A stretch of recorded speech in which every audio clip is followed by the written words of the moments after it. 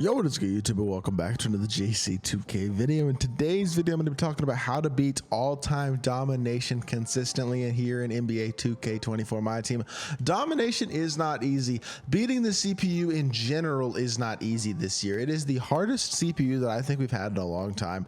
The CPU's been a little bit hard at the beginning of the last couple of years, but I feel like this year it's significantly harder. And so it definitely is a lot more challenging to beat the CPU on any sort of consistent basis. But as y'all can see here, my boy Cabrillo has gotten himself all of all-time domination completed. Got Amethyst Pau Gasol, and I want to be talking about how he did it. Huge credit to him, Cabrillo, for a lot of this method because he gave me a lot of the information myself. I have not done all-time domination myself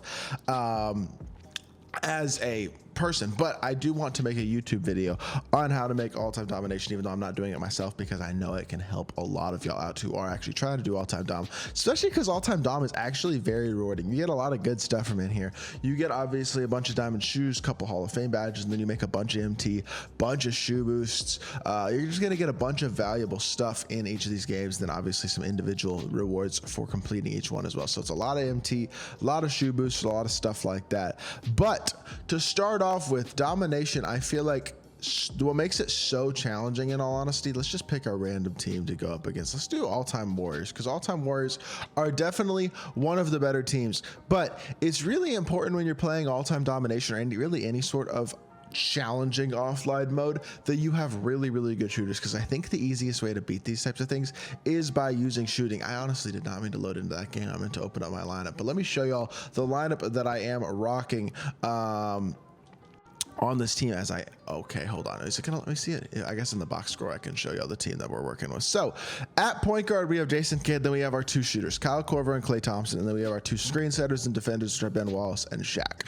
Off the bench, same thing, defensive point guard, two elite shooters and Sam Jones and Devin Booker, and then Bam Adebayo and Anthony Davis to play defense and set screens off the bench. And the reason for that is because we are going to be running a lot of plays in this game. So this is where we're going to run come find these plays. The playbook that I'm using is going to be the Pistons playbook, and the play that we're going to be using is this quick two flare opt. But honestly, really any playbook that has 3-point plays in it is what I recommend. The Pistons playbook is a bronze playbook, easy to pull. A lot of y'all probably already have that one, but really any 3-point play that you are comfortable with is going to want to be your priority. You just want to make sure you're running it with guys who can really shoot the ball at a very high level. But we're going to enable that play, and we're going to hop into this. Obviously, the difficulty is pretty darn hard on these games right now. It is not going to be easy at all. So you're actually gonna have to focus even on the defensive end. You're gonna have to like legitimately play defense, wall up the CPU, take advantage of the fact that the CPU is gonna run a lot of insides. Like the CPU is not gonna paint sit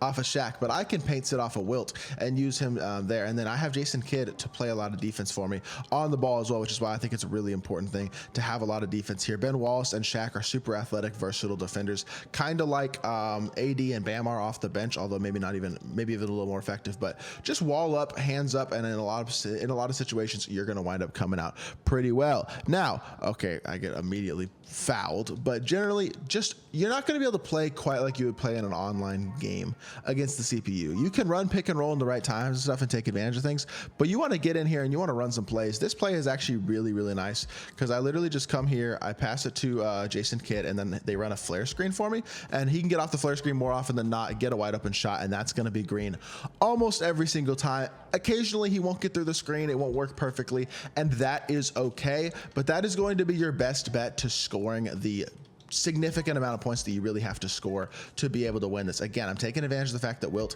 can't really shoot. We're making them shoot. They're going to hit some ridiculous shots.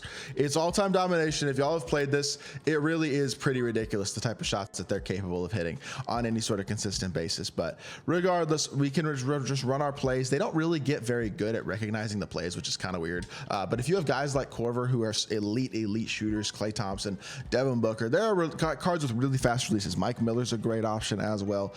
Cards like that, Emerald, Ray Allen, you can use a lot of budget guys, but basically you just want to focus on playing as solid defense as possible, and then most of the time you're going to be sitting pretty you're gonna be sitting pretty and able to win these games by a pretty significant margin, because plays like this work really effectively to get you a lot of open shots. And you may not make every open shot, but you don't have to make every open shot. You just got to make the majority of them. I missed that one, but that's okay. We gave up an insane fading 3 to Steph, and I stepped up again, but that's an illegal screen that time, and that time I did contest. I'm taking advantage of the fact Wilt can't shoot, because the CPUs are going to play these inside centers, but they're not going to take advantage of the fact that I have inside centers in that court, which is why I could run Ben Wallace at the 4 and Shaq at the 5, right? Because that makes sense. But as y'all can see, I don't think it's actually all that complicated. I am going to play this entire game out so y'all can see that we win this comfortably by the amount necessary to get the points, but I'm not going to talk through this whole game because I don't think y'all need me to talk through this whole strategy, this whole game. Basically, you do the same thing over and over again. You play super solid defense, you take away the primary ball handler, you paint sit off of anybody that you can paint sit off of, you click on and right stick contest to get the best contest possible and hope that they miss as much as possible, especially Steph. Like, Steph is the best shooter in the game, basically. He's going to hit crazy, ridiculous shots with consistency. And it's frustrating and annoying, but there's really not a lot I can do about it. So all I can do right now is just try to run my play and get open shots and green my open shots. And as long as that keeps happening, we'll be all right as the same thing progresses. I shouldn't have shot that one. That one was pretty contested, but that's okay. I'm just going to switch it up, and I'm going to run the play with Clay now. We're only up by 1 so far. Just gonna have to play solid defense throughout this game, but we're gonna switch it over to Clay this time. Run the play with Clay because they did recognize it pretty well and guard it last time. So we're gonna get in the post here. We're gonna come up here, and then Clay's gonna come off the screen. Clay with a wide open shot. The CPU is rotating out that corner, and I have now smoked 2 in a row. All right. Now I'm going to focus up, and I'm going to try to make sure I don't lose, because it would be kind of embarrassing if I'm making a video on how to do it and then I'm not able to do it myself. So, but I got to say, it's not easy. You have to be legitimately like focused and paying attention. I just gave a wide open 3 there. Well, I would have if Shaq hadn't rotated over. Jump, good D, Ben Wallace. That's why having that inside big is important. And we're going to come up here, run the play again. Let's hit a 3 here, and then I'm just going to lock in and try to win this game, and then we can report back when the game is over. Coming off the screen again, Kyle Korver, catch, shoot. I need to green that, and I missed it. No way. I'm selling right now. I'm not gonna lie. I'm locking in, y'all. By the way, one thing that I do want to say I forgot to mention is we enter the second quarter up by 4.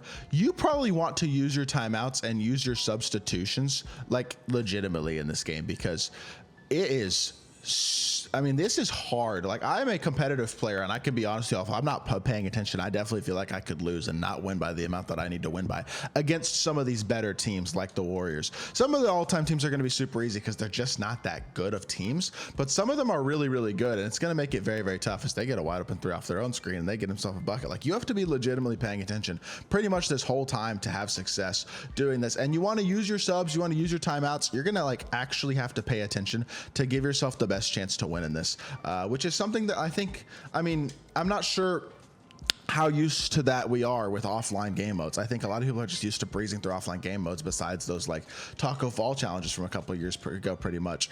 And that's understandable because I kind of in the same way as I just get hit by a screen again. Goodness gracious. I tried to manually run through it the whole time there and still couldn't do it. But click on, wall up, stay inside of the inside center, do the best you can. You make the right play, and the majority of the time you do the right thing. You're patient in this game. You're going to get the result that you do want. You're going to get the open shot. You're going to get the good look, but also don't force it there. Like, I'm going to go pick and roll here. I'm going to use some pick and roll stuff as well. Like, that's a pretty decent look for Jason Kidd, but it's not a great shot. On Hall of Fame, like, they're going to get such good contests and the shots are so tough to time that, like, for me at least, I almost want to stick to what I know works the majority of the time. Especially, it's tough, man. Like, you actually want to take advantage of substitutions and stuff like that. This is legitimately hard. So let's wall up here on Thurman. That's good wall, and he hits it anyway on Shaq. Shaq walled up. Golly, that's crazy. I'm gonna call a timeout and substitute here in a second, probably. But yeah, that's something I wanted to mention, is that you actually probably do want to do this. And I know this sounds really stupid because you're like, for those of you who maybe haven't done all-time domination and are planning on it, y'all are probably thinking like, okay, this is ridiculous. Why is he acting like all-time domination is so hard? It's playing against the CPU. It's gonna be easy. And like, some games are going to be easy. You're going to win some games by 40, but then some games are actually going to be hard, and you're going to end up playing close, frustratingly competitive games with these random CPU teams, and you're going to feel like a bot. And that's where these tips can actually be really useful, to use these plays and stuff and get yourself open looks, because as y'all can see, repetition, it's starting to pay off. We build ourselves an 8-point lead, and he actually called the timeout for me. Perfect. So I'm going to get my bench in the game, or at least my bench shooters. All right, with 12 seconds left, we are up by 18 points. looks like you have to win by 15. We are going to beat the Warriors. This was a much more hotly contested game. Honestly, I expected it to be challenging. It was even more challenging than I expected. Winning by 18 when I have to win by 15 is not easy. To be fair, the Warriors might be the hardest team to beat. By the way, I just got 4,000 MT, which is the MT cap in domination. You're gonna get 4,000 MT per game as well. But as y'all can see, we managed to get all the 3-star rewards. He had already gotten them on this account anyway. Already has Pau Gasol, of course, but we were able to do this, and we did it with the 3-point play for the most part. Scored most of our buckets from the 3-point line.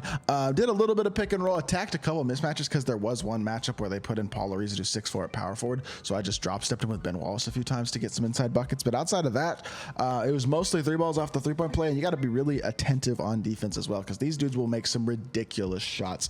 It can be really, really frustrating, to be honest, to go up against these all-time domination teams, but we were able to get the job done, and this is one of the hardest ones. The Warriors are certainly one of the hardest all-time domination teams. So this is it's a method, and you won't win every game probably, but unless you're great at the game, but you'll get the vast majority of them done if you're using this strategy well. So just make sure you have elite shooters, guys with fast releases, and then really good screen setters, defensive guards as well to guard cards like Steph Curry and other positions who are going to be really, really annoying.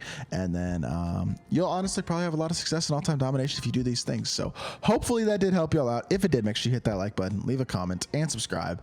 I'll be back with more 2K content very, very soon. And I appreciate y'all. Peace.